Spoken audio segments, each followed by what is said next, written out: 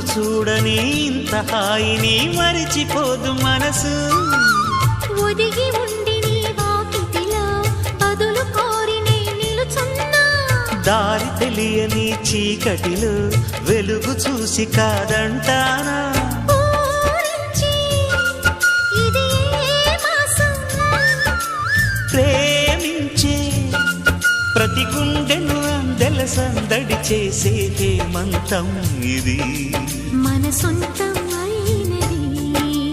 కిలకిల నవ్వే కోయిల కోసం వచ్చింది మధుమాసం. మిలమి